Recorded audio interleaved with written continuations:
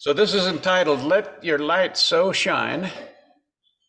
And we're going to have 7 main points on this one. I thought I'd reveal them first, so we don't get lost. When there's 7 points, that is very possible. We'll talk about creation in the first part and the second part. The creation account is set up for communication, so God can communicate in anticipation that there's going to be people on the earth. And the second part is God is revealed as the energizer and the revealer. He reveals himself and he energizes himself.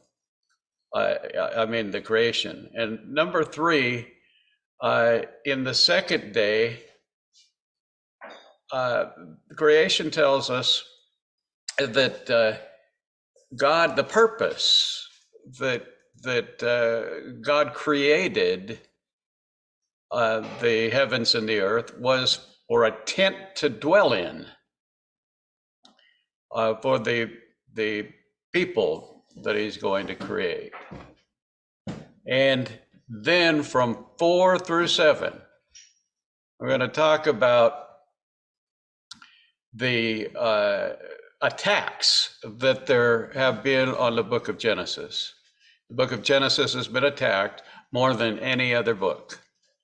We'll talk about evolution, creation, the origin of Lucifer, fighting evolution from professing Christians, and fighting evolution from science falsely so-called. So there are the 7 points. And you couldn't hear over there? No, I didn't. All I heard was swagger music. Okay, that's off now. That's off now, but nothing's coming through. It's all right. I can get it here, Ron. Okay, so there's the 7 points of what we're talking about. Let me turn to Matthew 4 and 5, and we'll go to chapter 23. We'll just hit the high points of these. The purpose here is to show how Jesus handled the attacks on the Word when he was on earth, and the importance of the Word too. We know in Matthew 4, when it begins, Jesus is led of the Spirit into the wilderness. And the purpose for this was to be tempted of the devil. Now, we saw last week where Adam and Eve were tempted by Satan. Of course, Eve was beguiled by Satan, but Adam was not.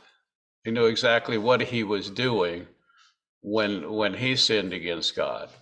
Now, this is Jesus himself that is going to be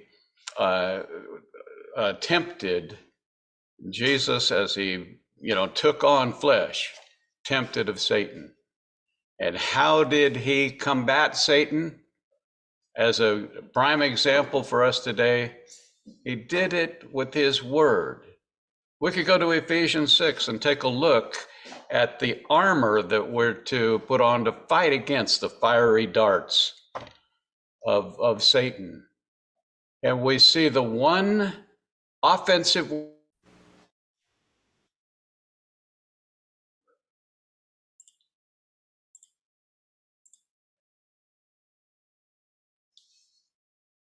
Everybody back? We'll be back. Okay, very good. Jesus was led into the wilderness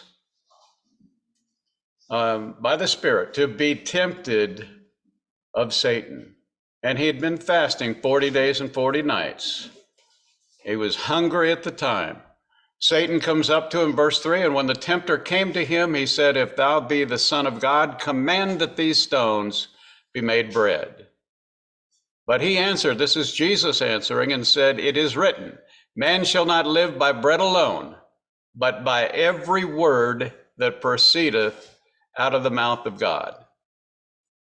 The word of God is very, very important to people here on earth. It is a miracle of creation that we have the word of God down here after sin was brought into the world when Adam sinned.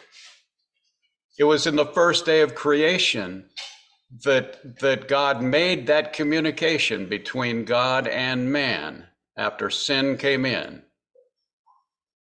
It was in anticipation that it was going to happen. When Jesus comes down, sent by the Father, then he is tempted of Satan so he can teach us how to do that. And the only way to fight against Satan is with the Word of God. This is why Satan attacks the Word of God. Verse 5, then the devil taketh him up to the holy city, and setteth him on a pinnacle of the temple, and saith unto him, if thou be the Son of God, cast thyself down, for it is written, he shall give his angels charge concerning. Hello? Hello? We can hear you. You're back. You're here, Rod. John had just called. That's why I was saying hello. Yeah, I was just going to tell you that. Gone again. That's right. I'm sorry about this. This computer crashed yesterday, and obviously it's having a problem. Let me share it here again, though.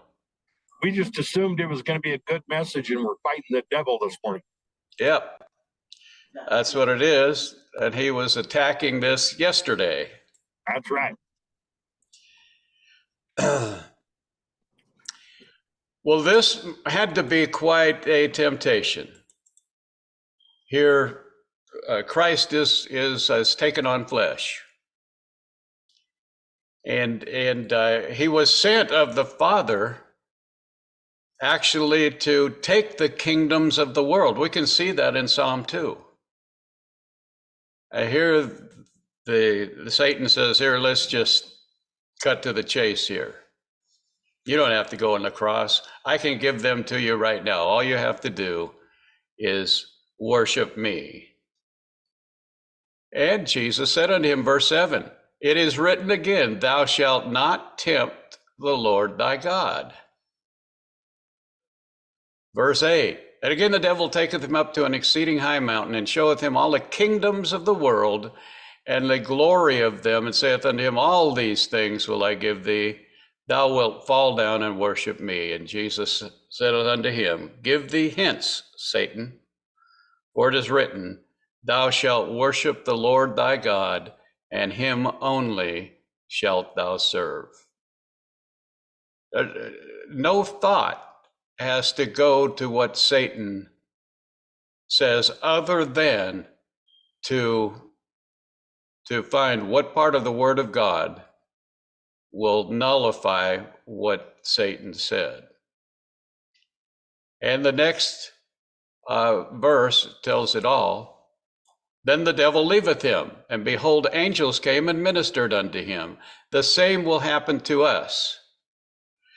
Now, if we give in to that temptation, then we're in a situation just like Eve and Adam was, that we saw last week. We're estranged from God, and our relationship with God turns to fear. It's exactly the same thing. We might not realize it because sin has the aspect of blinding us. Now, the next part of chapter 4 is amazing because Jesus got wind that John was cast into prison, John the Baptist. And so Jesus went to Galilee. But people have thought that Jesus went to Galilee because he knew that he'd be next. But that is what it's talking about. He did this so scripture would be fulfilled. Verse 13, and leaving Nazareth, he came and dwelt in Capernaum, up there by the Sea of Galilee, which is upon the seacoast in the borders of Zebulun and Naphtali, that it might be fulfilled that was spoken by Isaiah the prophet, saying, the land of Zebulun and the land of Naphtali by the way of the sea beyond Jordan, Galilee of the Gentiles, the people which sat in darkness saw a great light, and to them which sat in the region and the shadow of death, light is sprung up. This is a prophecy from Isaiah chapter 9. And if it wasn't for Matthew 4, we wouldn't be sure what that prophecy was. Jesus made sure and wrote it in his word so that we would know. The Samaritans, which were the people that dwelt in that northern part of the kingdom, where the Israelites that weren't following God were all taken to Nineveh back in history, and some that returned had married into the Assyrian people, and they were known as Samaritans by the time Christ was on earth.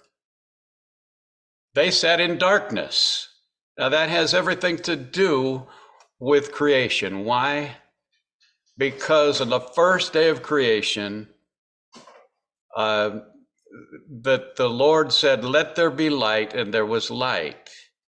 And the Lord separated the light from the darkness. But that light that he's talking about was not the luminaries. It's not the sun, moon, and stars. It was a metaphorical light. Yet it's not metaphorical, as we'll see here in a moment, because the Lord separated the light from the darkness. And everything the Lord says about that is that that's the means that he separates or sanctifies his people. We talked about that last week. We'll see it vividly this week. The message here is, though, that the Lord is just as interested in the Samaritans as he is in the Jewish people. And Christ spent a lot of his time up there in the northern part of the kingdom, not because he was afraid of the Pharisees in Jerusalem, but he was fulfilling scripture. Verse 17, from that time Jesus began to preach and say, and look what he's preaching, repent, for the kingdom of heaven is at hand. This is the message that Jesus is teaching. And Jesus, walking by the Sea of Galilee, saw two brethren, Simon and Peter and Andrew, his brother, casting a net into the sea, and they were fishers. And he saith unto them, follow me, and I will make you fishers of men. This is Jesus' mission. He's going to take people and have them sow the seed. We saw last week, that is the word. And he wants them to let their light so shine. That is the commission that Jesus is giving. It's given here in Matthew chapter 4. And they left their nets right away. And there was other people that became disciples as well. And his fame went throughout all Syria, and they brought him all the sick that were taken and divers diseases and so forth, and he healed them. And there followed him great multitudes of people from Galilee. That's where the Samaritans live, from Decapolis, from Jerusalem, that's the head of Judaism, from Judea, which is the land just outside of Jerusalem, and from beyond Jordan, all over the countryside. followed after Jesus.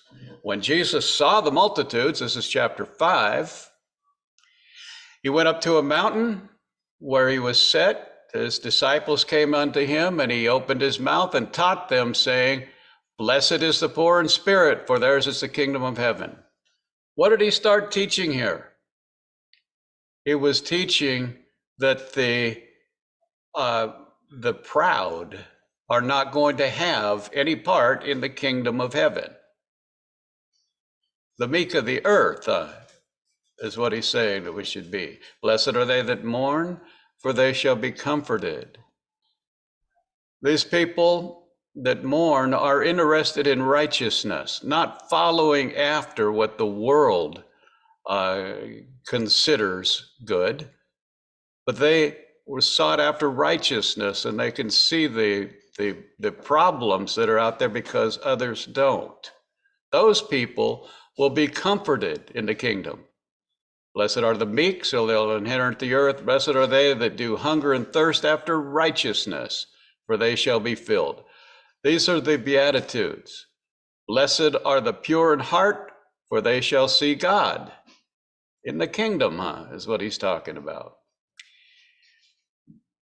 He's talking about being persecuted, for standing up for righteousness. And he says, rejoice and be exceeding glad, for great is your reward in heaven. The verse just before that, blessed are ye when men shall revile you and persecute you and say all manner of evil against you falsely. Not because it's our fault that we did it, but we're giving out the word of God and we're persecuted. The Lord says, rejoice and be glad, for great is your reward in heaven. Just like Abraham had that vision of the kingdom, we also need that. Let's go down to verse 14. He's talking to the people here. Remember, this is the multitudes now, and especially now he's focusing in on his disciples. He said, ye are the light of the world. A city that's set on a hill cannot be hid. Neither do men light a candle and put it under a bushel, but on a candlestick it giveth light unto all that are in the house. He says, you're the light of the world when you're seeking after righteousness, when you're not the proud. That's the reason for those Beatitudes on top there. And he's got an analogy here. A city that's set on a hill cannot be hid. Everybody can see it. This is a metaphor for shining your light. Because neither do men light a candle and put it underneath a bushel, but put it up on a candlestick, just like that city that's on the hill that can't be hid. Your light needs to be on the candlestick. It giveth light to all that are in their house. Why? Let your light so shine before men, that they may see your good works and glorify your Father which is in heaven. We can't serve the Lord without these good works. And we can't do those good works unless we are obeying God's word. When we do that, the Holy Spirit comes in and helps us with these good works, and that in turn glorifies the Father in heaven. We see that it's Jesus that's glorifying the Father. He did all the way through the Old Testament, through the prophets, and he did when he came down to earth. Now he is still glorifying the Father through his true church, the ones that give out the word, the ones that have the good works. Jesus is glorifying the Father through his true church. Think not that I am come to destroy the law or the prophets. I'm not come to destroy, but to fulfill. I don't know how many times I've heard a message where Matthew 5 supposedly is not talking about the church, that it's talking to Old Testament people. Jesus doesn't say that here. He says, think not that I am come to destroy the law or the prophets. I'm not come to destroy, but to fulfill. For verily I say unto you, verse 18, till heaven and earth pass. He's not talking just to Old Testament saints. He's not just talking about the transition before Jesus was on the cross, before he resurrected on the third day. But he says, till, means until heaven and earth pass. Not one jot or tittle shall in no wise pass from the law till it all be fulfilled. It's all going to be fulfilled by the time this heaven and earth will pass, and there'll be a new heaven and a new earth come down from heaven. Jesus specifies the time he's talking about here. Whosoever therefore shall break one of the least of these commandments and shall teach men also, he shall be called the least in the kingdom of heaven. But whosoever shall do and teach them, the same shall be called great in the kingdom of heaven. Now, there's a caveat to this, and that is, for I say unto you, that except your righteousness shall exceed the righteousness of the scribes and the Pharisees, ye shall in no case enter into the kingdom of heaven. Now, who are these scribes and Pharisees that he's talking about? They were the religious people. They were the religious officials. The scribes copied scripture. And the Pharisees, 70 of them were the group of the Sanhedrin that were judges at the gate of the city. These people had power to stone somebody if they indicted them on blasphemy or some other charge they say would be against law. They could take them right there by the gate and stone them. These were the religious officials. These were the teachers. These were the preachers. It says, ye shall in no case enter into the kingdom of heaven. Now that's the interpretation of this. Can we see how it applies today? Jesus said this goes until the heaven and earth pass. So he's not just talking about the here and now. He never did that anyway. He says to them, and he's saying to us today, to the church officials. Can we see that? Can we see the application here? It was talking to the scribes and the Pharisees of those days, but the time frame that Jesus is talking about is till heaven and earth shall pass. That's today also. This message is to the church. And he is telling the church as well by application that except your righteousness shall exceed the righteousness of the scribes and the Pharisees, you shall in no wise enter into the kingdom of heaven. And we can see what he's saying above here. What he wants us to do is whosoever shall do and teach his commandments, the same shall be called great in the kingdom of heaven. But unless our righteousness exceeds the righteousness of the scribes and the Pharisees, we're not even going to enter into the kingdom of heaven. This is an important message. Church, wake up. Verse 21.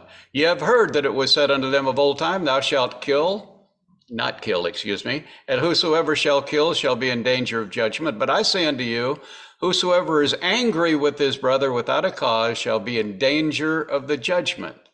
And whosoever shall say unto his brother, Raca, shall be in danger of the council. But whosoever shall say, thou fool, shall be in danger of hellfire. Do you see what Jesus is saying here? Is that these scribes and these Pharisees, the scribes not only copied scripture, but they also wrote their commentaries. And they made codes of law where they took the law and they stretched it or they condensed it. They added to it, they subtracted from it. Just as we saw last week that Satan was attacking the word with Adam and Eve, so were the Pharisees doing that. They were writing their own commentaries, adding and subtracting. And when that is carried out, what happens is the word of God is denied, just as we saw last week. So he says, you've heard that the law says thou shalt not kill. And of course, it does say that in the law. But the law also had cities of refuge for people that did not kill, on purpose. It was an accident or in self-defense. But you see, what Jesus said, you're missing the spirit of the law. If you just prosecute the people that kill. How about this guy that hates his brother? That he's planning on doing harm to his brother because he hates him. He says that whosoever is angry with his brother without a cause shall be in danger of judgment, and whosoever shall say to his brother Raca shall be in danger of the council, but whosoever shall say thou fool shall be in danger of hellfire. Hating a brother without a cause is breaking the commandment, Jesus is saying, of murder. He's saying, take heed to the spirit of the law and don't go by the letter. This message is for the church today. It gets right down to, if thy right eye offend thee, pluck it out and cast it from thee, for it is profitable for thee that one of thy members should perish, and not that thy whole body shall be cast into hell. Jesus is not saying to dismember yourself because you're caught in sin.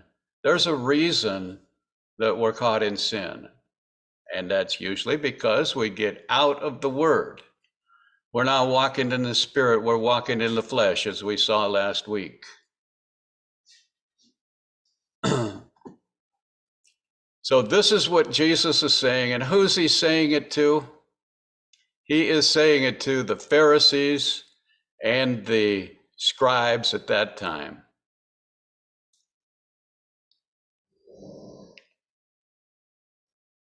He says, but I say unto you, love your enemies, bless them that curse you, do good to them that hate you, and pray for them which despitefully use you and persecute you.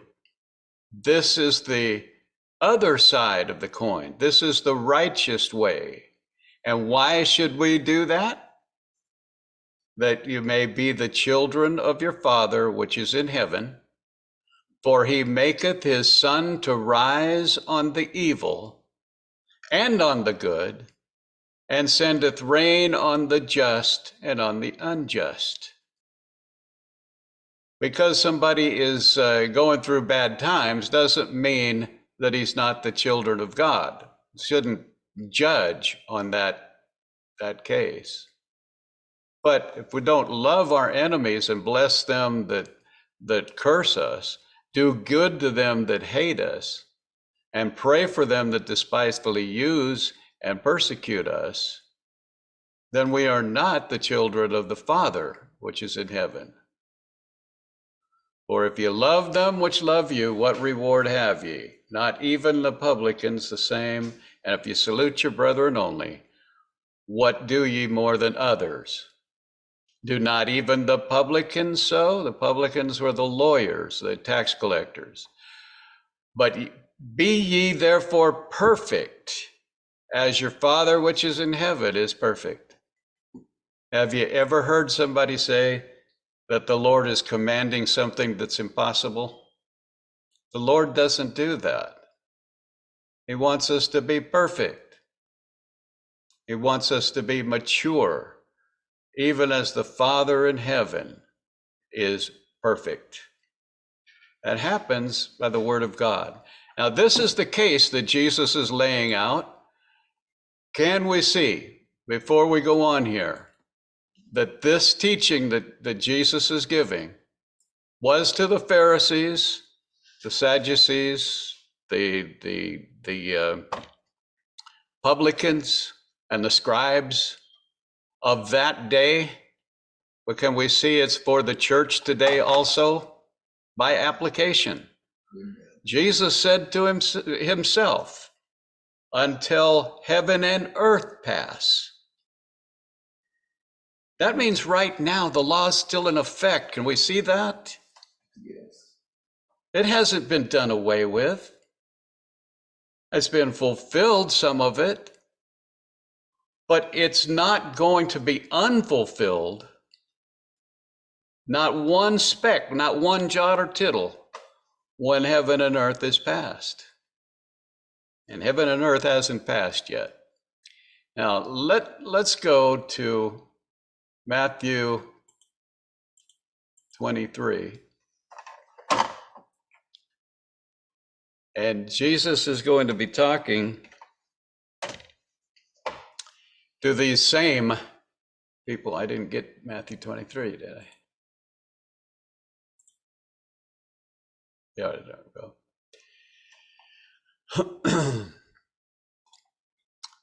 Okay, now still in Matthew 5.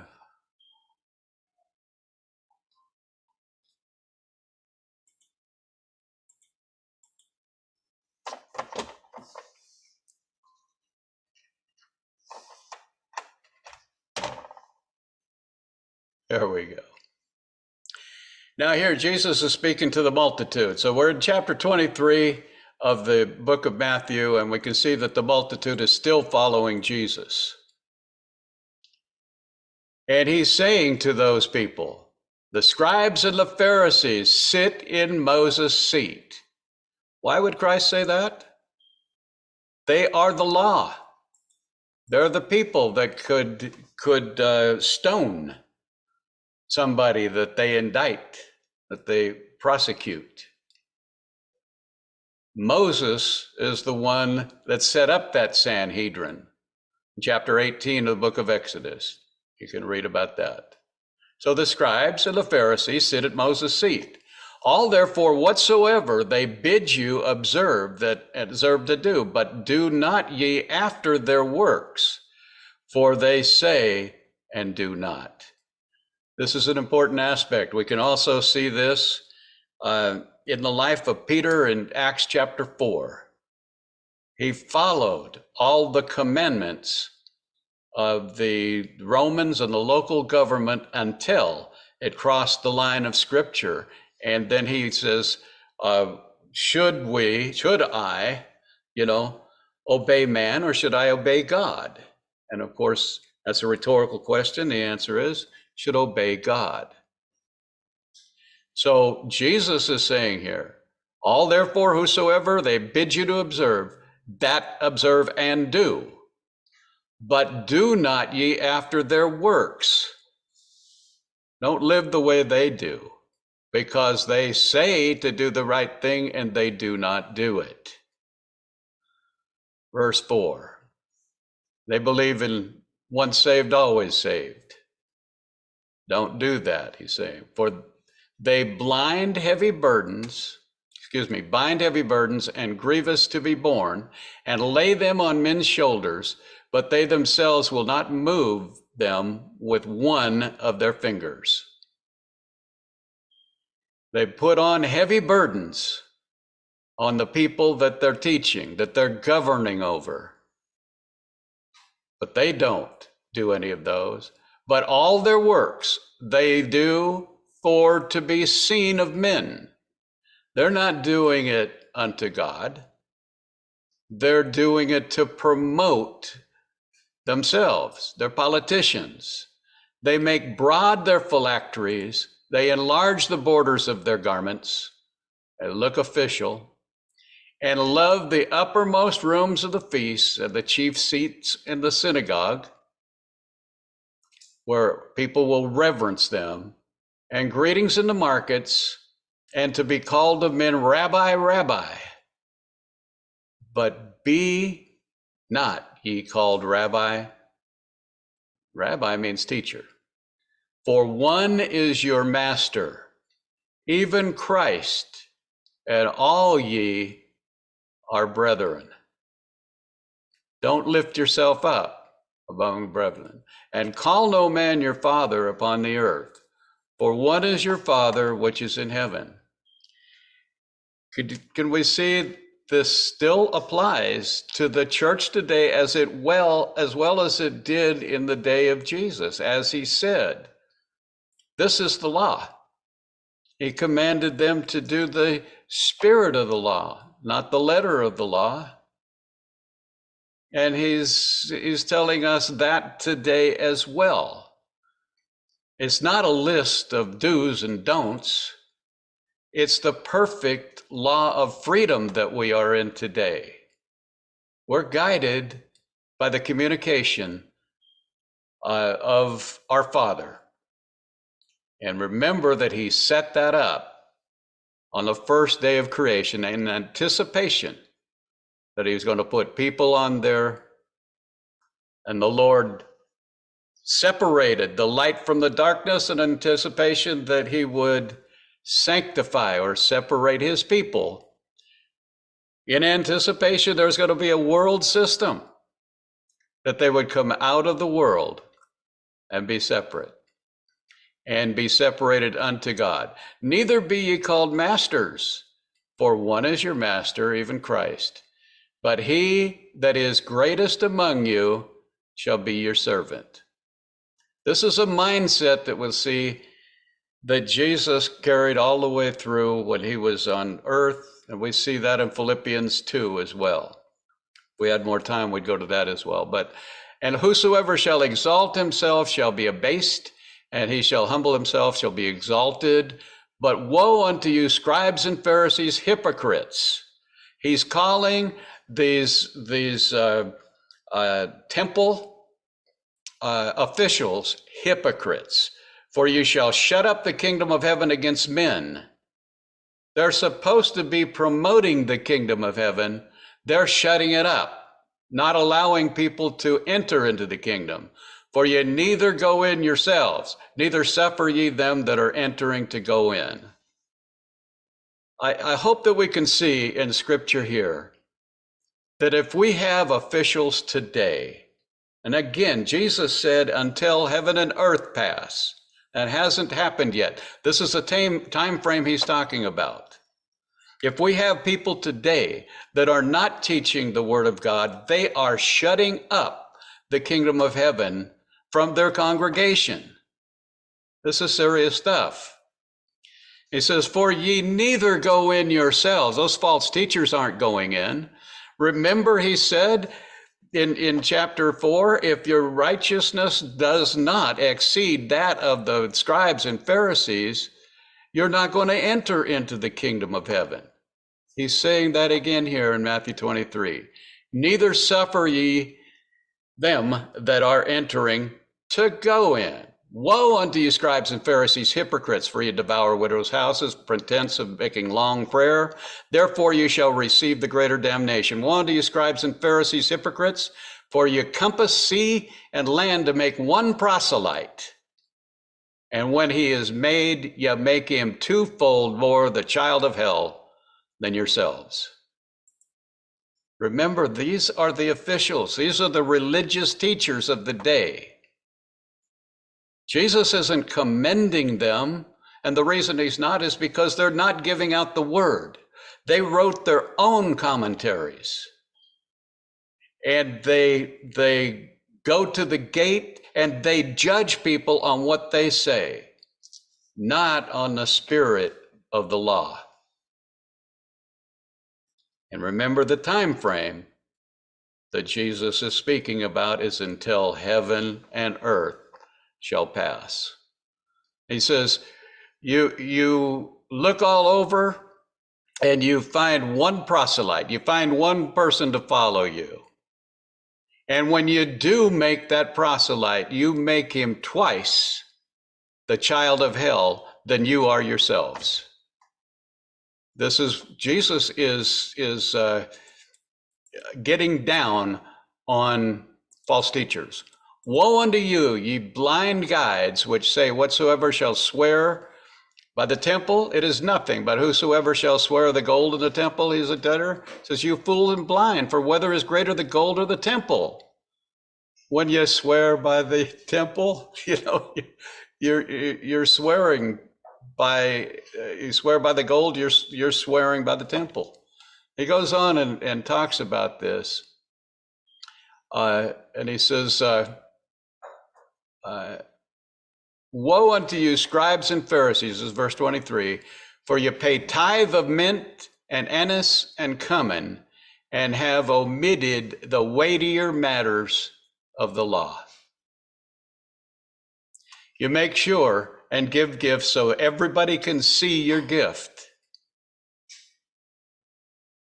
And the law does say to do that. But he says, then you don't do the things that are more important in the law. And then he's going to list them out here. Judgment, mercy, and faith.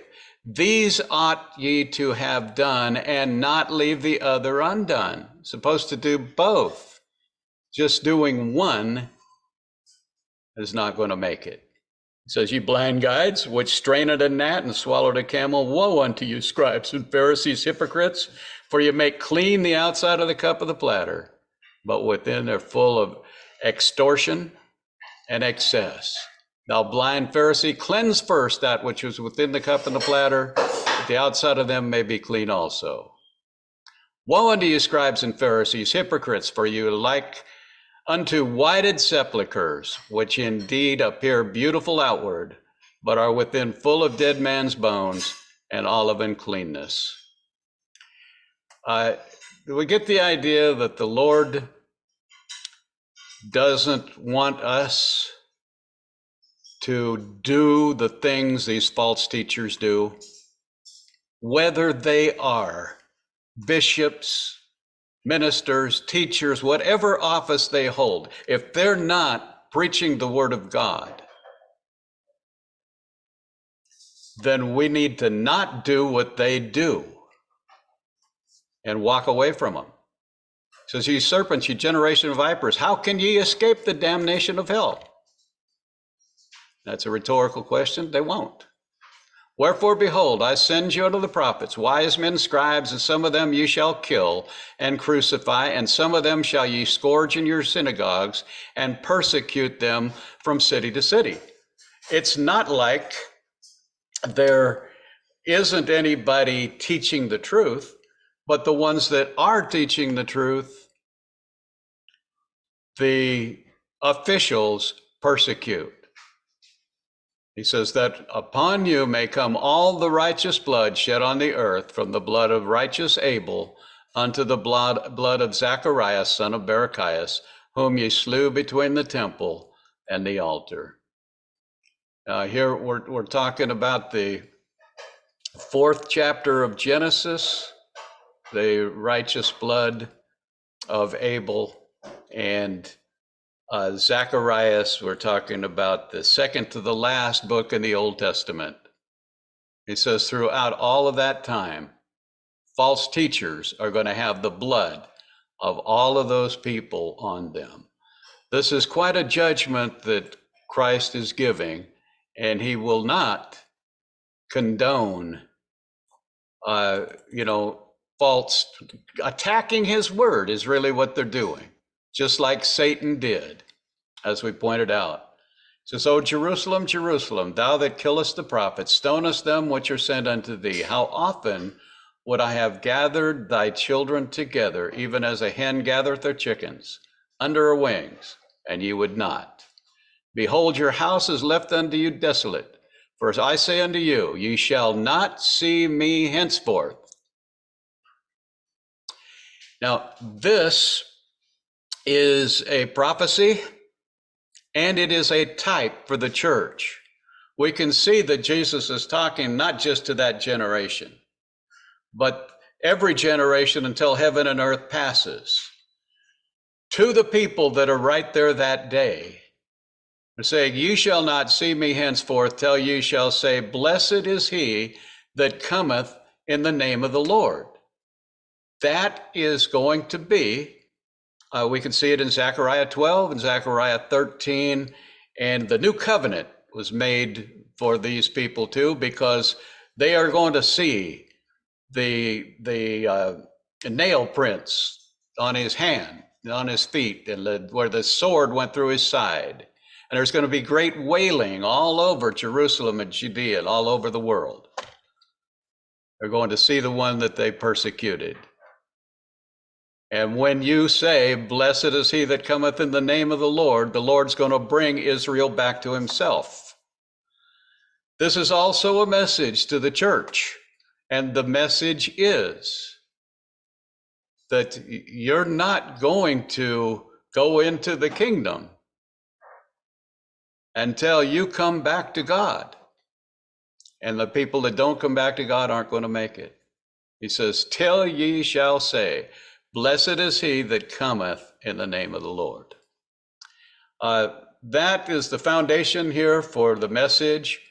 We will go through the 7 points quickly, but I think you'll see how this foundation here sets up the rest of the message that Christ has given way back in Genesis chapter 1. He begins it, and he does everything that he does in anticipation of what's going to happen. Let's pray and ask the Lord to teach us here as we get into the 7 points of this lesson. Would you pray with me, please? Father, I come to you now and ask you, Lord, to teach us today, to open up our minds, open up our hearts, to receive your word, and not the letter of the word, but the spirit of the word. Lord, what I mean is that we need to know your purpose and what you meant when you wrote it. Not what men say about it, but we want your pure words. We want communication from you only. Lord, we seek your word today, and you told us that you teach us comparing spiritual with spiritual. I ask you to teach us today, that there'll be no misunderstanding in what we are pursuing in your word in Genesis chapter 1. Be with us today. Teach us, Lord. We do have that vision of the kingdom, desire to see your face. But we long for you to teach us today as well. We love you, Lord. In Jesus' name we pray. Amen. All right, let me go to the notes here, and I think we can go quickly through this. The reason that it's called Let Your Light So Shine is because that's what the Lord is commanding us to do. And why should we let our light so shine? So that people will see our good works and glorify the Father. That's what Jesus told us to do. Jesus was sent by the Father with the words of eternal life. so that he could give them out to people. It says in John chapter 12 that Jesus doesn't have to judge us, but there's one that will judge us in the last days. And those are the words that he spoke. And then he also told his disciples, after he ascended to heaven and then descended down to deal with his disciples before his final ascension, taking the seat of the high priest. He said, as the Father sent me with the word, so I send you. With the commandment, let our light so shine so that the Father will be glorified in heaven. Let's go to the first verse. This is the most amazing verse in all of the Bible. In the beginning, God created the heaven and the earth. Now, the heaven and the earth was anticipation that there's going to be people on it. And Romans chapter 1, which we won't read the entire part of it, I'd like to read 2 verses. Because of Genesis 1:1, the Lord has set up communication, we will see that, to people, and people know that there is God. As a matter of fact, even his eternal power and Godhead. Let me read it. Because that which may be known of God is manifest in them. Manifest means shine the light so they can see it. The Lord took the light and held that light so that people could see. And he does it through the heavens. What may be known of God is manifest in them, for God has showed it unto them. For the invisible things of him from the creation of the world are clearly seen, being understood by the things that are made, even his eternal power and Godhead, so that people can understand it. How did he do that? We've gone through this. This first verse, in the beginning is time, created the heaven, which is space, and the earth, which is matter. We have a space mass time continuum that we live in. To use a biblical term for that, it's a tent to dwell in. Space mass time continuum. He did it with a trinity, space mass time, but that trinity also has each one has a trinity built within itself. Time has past, present, and future. Space has length, width, and height. Matter has solid, liquid, and gas. A trinity within a trinity, making the point. Now, it's not only that. The Lord has 3 heavens. And this is important because we're going to read about the firmament being created. The firmament is the second heaven here. But we have the first heaven is right above the earth where the birds fly in the atmosphere. The second heaven is where the sun and moon and stars are that were created on day 4. And the third heaven is where God abides. We know that because the Apostle Paul ascended to that place, and we could read about it in 2 Corinthians 13. How does God communicate all of this? Psalm 19 tells us, the heavens declare the glory of God. It communicates the glory of God. And the firmament showeth his handiwork. Day unto day uttereth speech, and night unto night showeth knowledge. There is no speech or language where their voice is not heard. This first day of creation was set up to communicate in anticipation that there's going to be man on earth. Now, as we go on here, this is going to explain how the Lord did it. Verse 2, and the earth was without form and void, and darkness was upon the face of the deep, and the Spirit of God moved upon the face of the waters. And God said, let there be light. and there was light. Now, this is not the light of the sun, moon, and stars. They are not created until day 4. This light is communication. And so when I say that, people will scratch their head and say, how could light be communication? I'll tell you, it has been for quite a while. During World War II, how did ships in the Pacific Ocean communicate with each other, or communicate with people on an island on land? They did it by flashing light, a kind of Morse code using light. Light has been used for communication. God did it, but he doesn't have to use visible light like man would have to.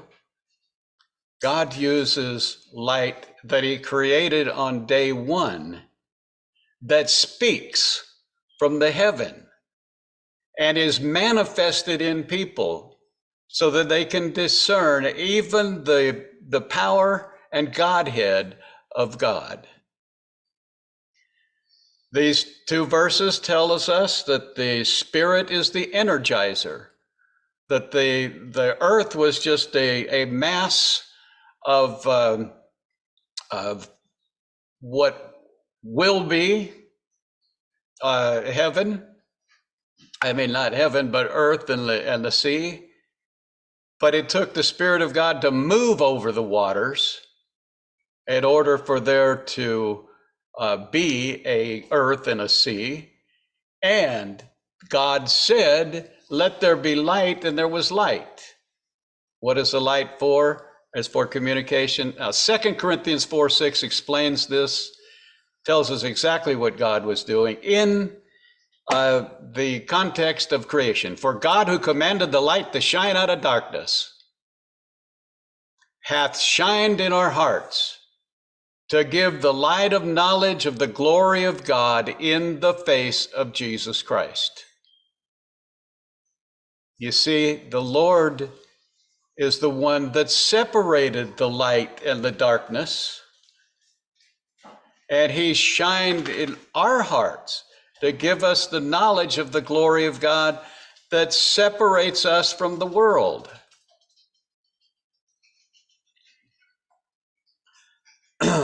John 1:5, Jesus spoke, in John 8:12. Then spake Jesus again unto them, saying, I am the light of the world. He that followeth me shall not walk in darkness, but shall have the light of life.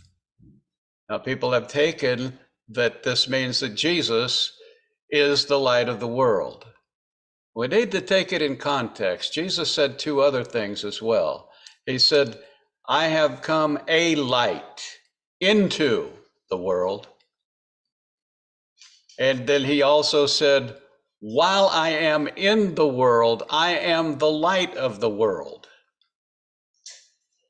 Jesus is the light of the world because he brought the light into the world. He brought it in the Old Testament by speaking through the prophets. We saw Christ speaking through Adam, didn't we? Last week. He's communicating through that light. This is the light where Jesus himself said, let there be light, and there was light. It's communication to the people that are here on earth. Why does that need to be? Because God is transcendent. He's outside of creation. He talked to Adam before sin came into the world, but after sin came in, it would be impossible for man to communicate with God. That's why in anticipation, Jesus the Creator said, let there be light, and there was light. 3 days before there was any sun, moon, and stars. That light is for communication.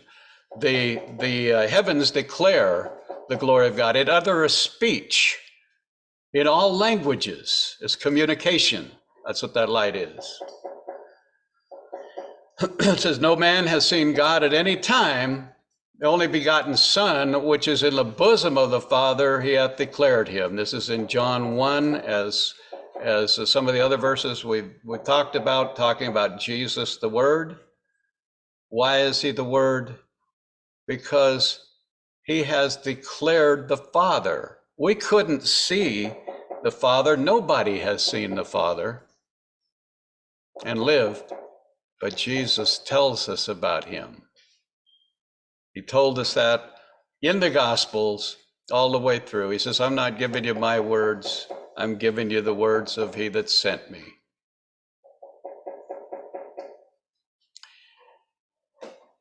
So what I have written here, so as light appeared, God separated the light from the darkness.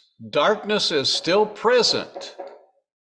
So God didn't take away the darkness. He left it there, but he separated the light from the darkness. It says in John that the light came into the world and the darkness didn't understand it at all. Why did God separate it? We cannot walk in light and darkness at the same time. You can read the book of 1 John and we'll see that. God did all of this in anticipation of what's going to come. The heaven, even the heavens are the Lord's, it says in Psalm 115, but the earth hath he given to the children of men. Isaiah 40 tells us, it is he that sitteth on the circle of the earth. The circle of the earth, you notice that? At a time when people thought that the earth was flat, the Bible was teaching it's the circle of the earth. And the inhabitants thereof are as grasshoppers. Now, I'm sure that the ancients didn't get up in spacecraft and look down and see people as grasshoppers. The Lord is writing this, that stretcheth out the heavens as a curtain. That is the firmament now. And spreadeth them out as a tent to dwell in. Now, we're going to go a little further in Isaiah chapter 40. We can see what the context is here. That he that sitteth upon the circle of the earth and sees the people as grasshoppers, he's the one that stretched out the heavens and he made a tent for the people to dwell in. Now look what he says in the rest of Isaiah 40. That bringeth the princes to nothing. He maketh judges of the earth as vanity. Those judges of the earth, we read about them, the Pharisees. They were vain in that they did everything so that everybody could see what they did. Verse 24, yea, they shall not be planted, yea, they shall not be sown. Yea, their stock shall not take root in the earth. And he shall also blow upon them, and they shall wither. And the whirlwind shall take them away as stubble. They're not going to make it into the kingdom, is what Christ said in Matthew 24. To whom then will ye liken me? Or shall I be equal, saith the Holy One? So what are you going to say about me, the Lord is saying. Verse 26, lift up your eyes on high and behold who hath created these things. This the context of creation still, isn't it? As it was up in the verse that we read before. That bringeth out their host by number and calleth them all by names, the greatness of his might, that he is strong in power and faileth. Why sayest thou, O Jacob, and speakest, O Israel?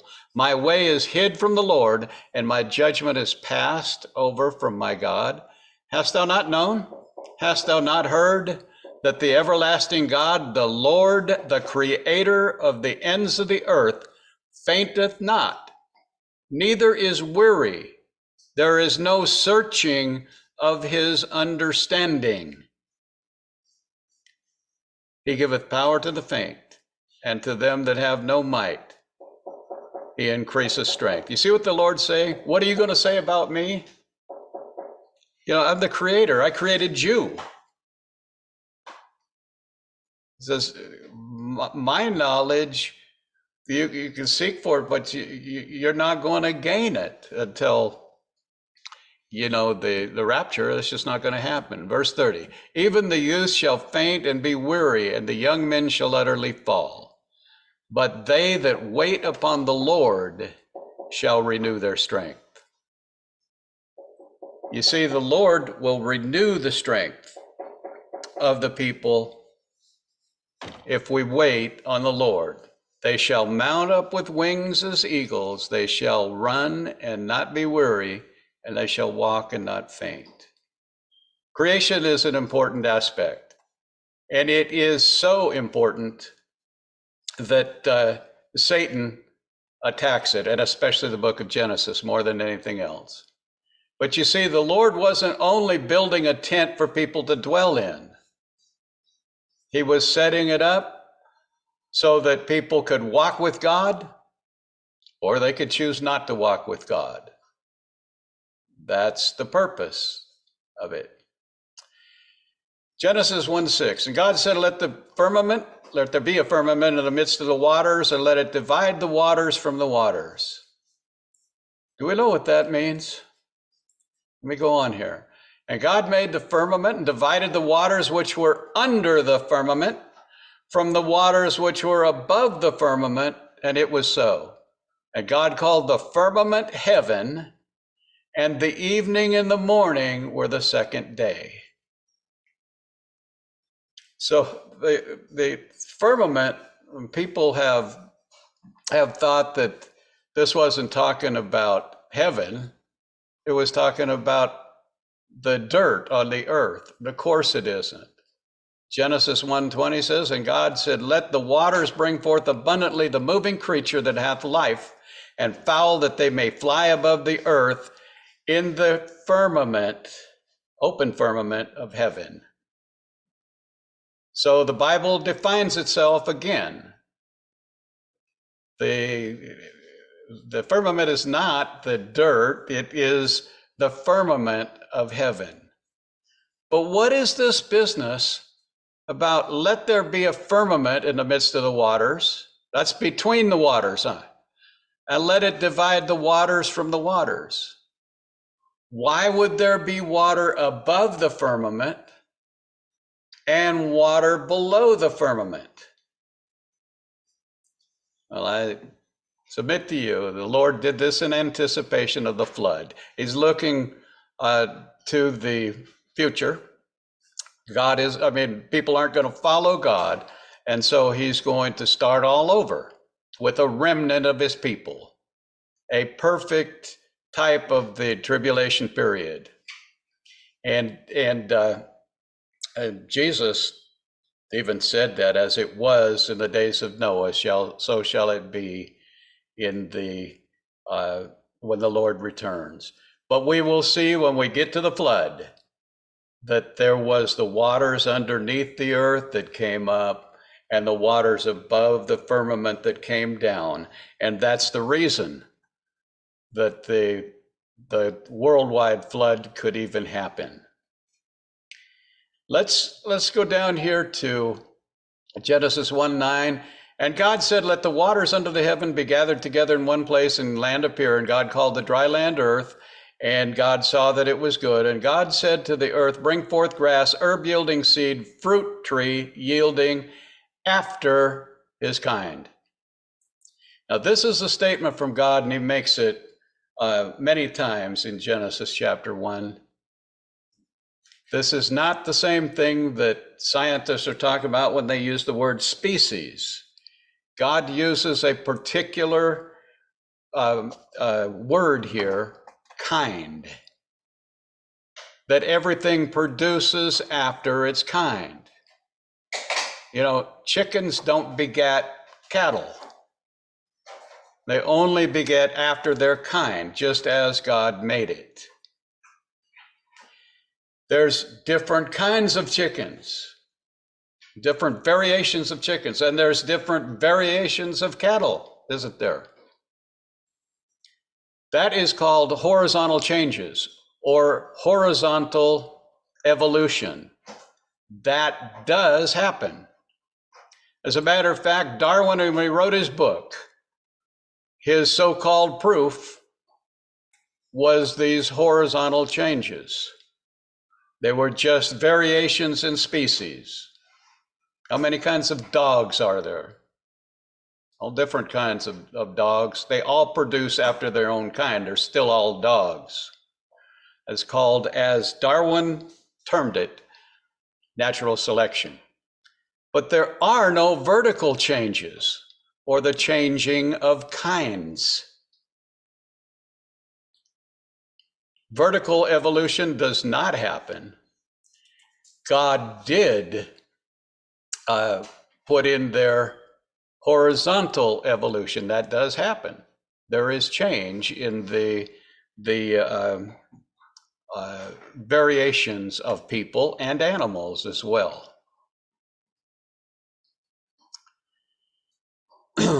Darwin had the attack on Genesis from the very beginning, but his proof leaves, making him look stupid. There has never been any observation or any evidence that any one kind has changed into another. Now, Darwin admitted that, but he said that after I die, somebody's going to find a missing link between kind and kind. If there wasn't, no missing link was ever found, I would be proven wrong. Well, it's been well over 150 years, and nobody has found. There's been some hoaxes, but there has never nobody can point to any change in kind. It's important that we use that word kind just like the Bible does. And we'll see that Darwin was completely wrong. His proof that he gave, he went to the Galapagos Islands and studied finches, birds, and he saw that they did change. And then he expands his thinking, saying because a bird that has a small beak can evolve into a bird that has a large beak, then a bird can also become a dinosaur. It's foolishness. There is horizontal evolution, but there is no vertical evolution. No kind has ever changed. Now, who's behind that? Lucifer. Where did he come in? Well, he was created. And he was created in the first chapter of Genesis, probably around day 3, day 4. How do we know that? Because Satan, before sin was found in him, he was the cherub that covereth, which means that he was around the throne of God. But then sin entered into him. It was pride that got a hold of Satan. And the Lord told him that the Lord, because Satan's heart was lifted up, that Satan had corrupted his wisdom. And the Lord said, I will cast you to the ground. We know that that hadn't happened by Genesis 1:31, the end of chapter 1 of Genesis, because God saw everything that he had made, and behold, it was very good. Now, God had said it was good before, on just about every day of creation. But at the end of the 6th day, he looked at what he created and said it was very good. Satan hadn't fallen by that time. That's what we're trying to say. But also, there was a prophecy that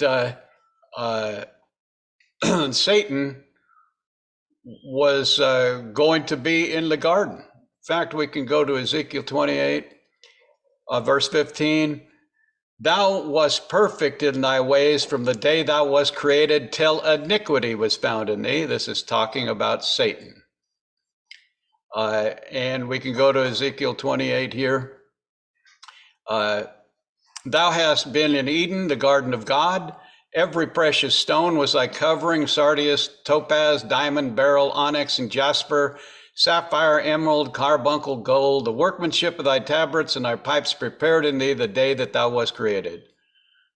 Thou art the anointed cherub that covereth. That was Satan before he fell.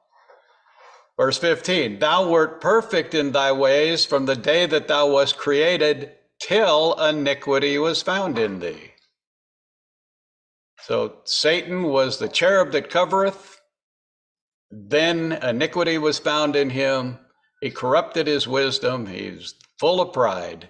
The Lord says that I will cast you to the ground. We see that in Revelation chapter 12, where he was cast or will be cast.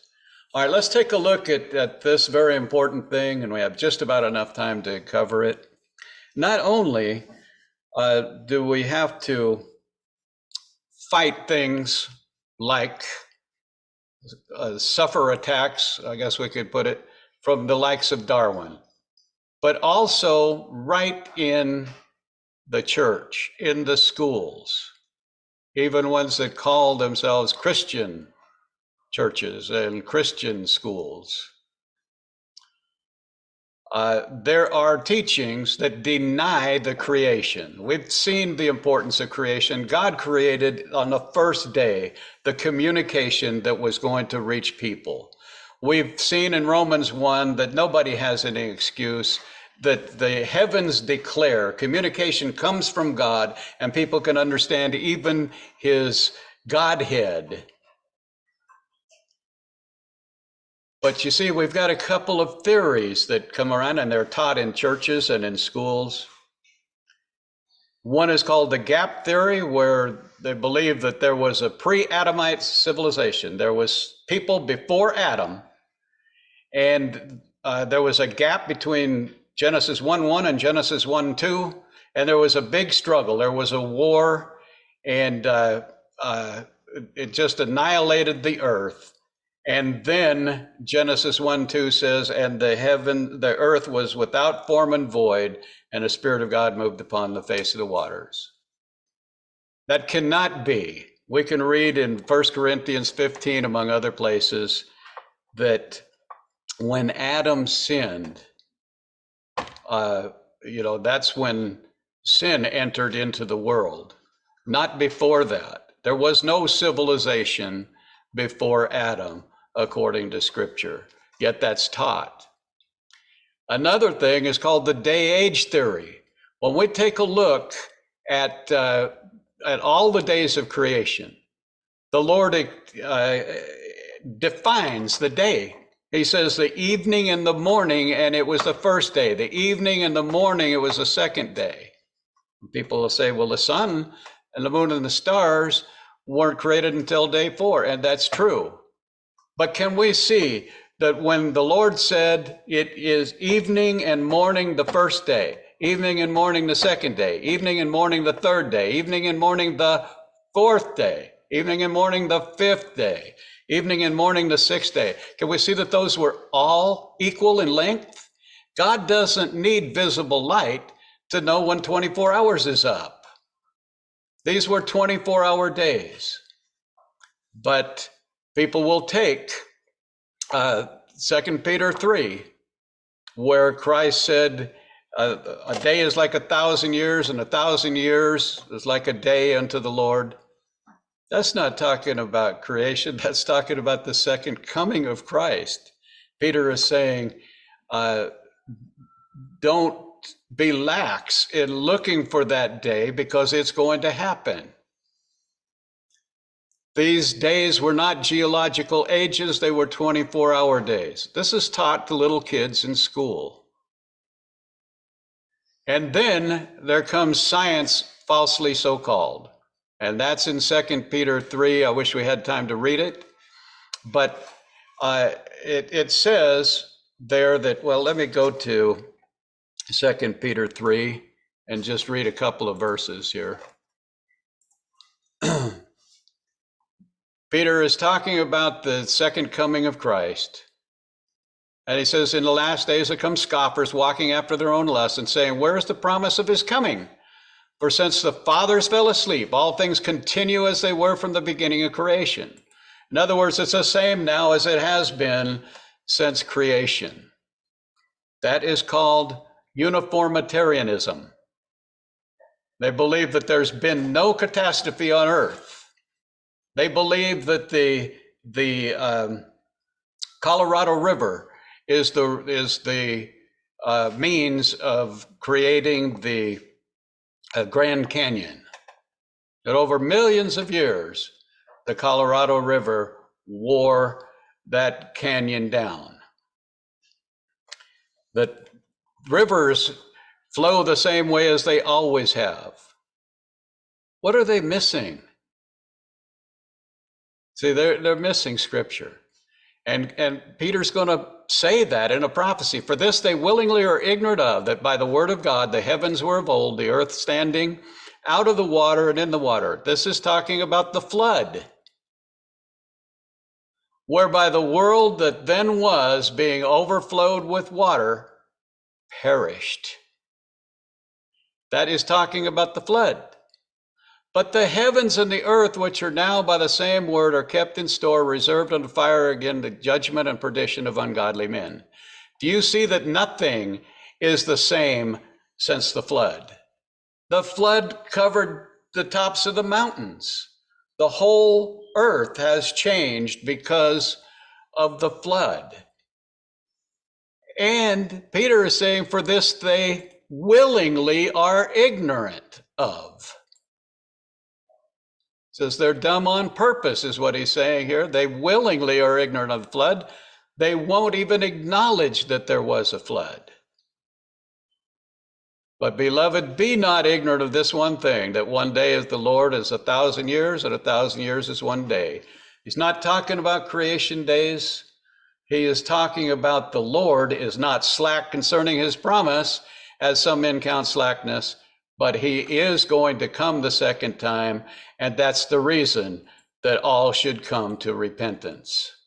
This is the doctrine of the second coming, the reason for it, and what we need to do, because he says the day of the Lord will come as a thief in the night. We won't even realize it.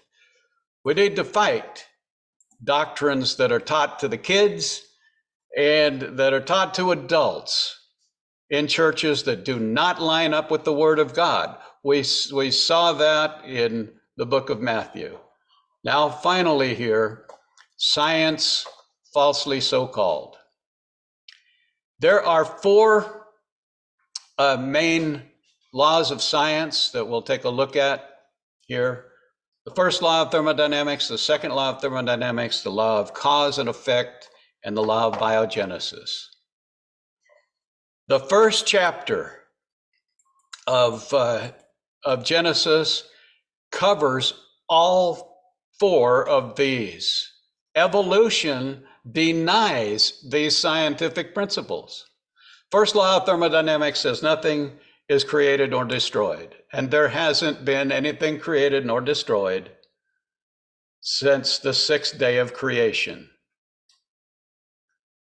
God put a stop to it there. The first law of thermodynamics came into effect and is still in effect today. The second law of thermodynamics says that ever since sin entered into the world, well, the law doesn't state that, but that's when it came in, that the earth is winding down. Now, evolution tells us everything's getting better, that we are a generation, and we know a lot more than those cave people in the past. That is not true. The Bible teaches us that it's winding down. It is worse now than it was before. That's the second law of thermodynamics, the earth winding down, wearing out. Things get rusty, they don't get better. That came in when sin entered the world. The law of cause and effect, you might remember when we were in the book of Amos, we took a look at that. The cause of the judgment that people suffered was their own cause. That they, for every, the scientific term says, For every effect, there is a sufficient cause. The Bible teaches that, evolution doesn't. The law of biogenesis is a scientific law that says all life comes from pre-existing life. Life doesn't come from dead things. Of course, evolution does. These are taught in schools without any mention of God's word. And I think it's taught in churches. It's not science. Modern science began with people who took a look at the Bible and went out into creation and observed what God had created. Just as it says in Romans 1, just as it says in Psalm 19, that the heavens declare the glory of God. I'd like to say one final thing. You know, people don't understand many times what is meant by light and communication. But it wasn't until recently that man has begun to understand that. What is the new form of providing internet into homes? That's light, isn't it? Where communication is not sent through wires, but is sent through tubes with light passing through it. You see, the Lord called light what he created on day one so that his word could get through to his people. And God separated the light and the darkness so that he could teach people to walk in the light.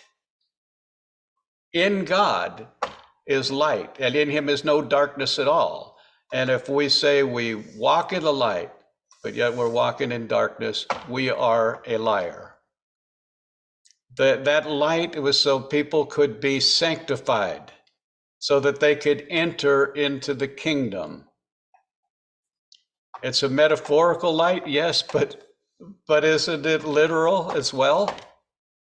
We are going to use light as communication.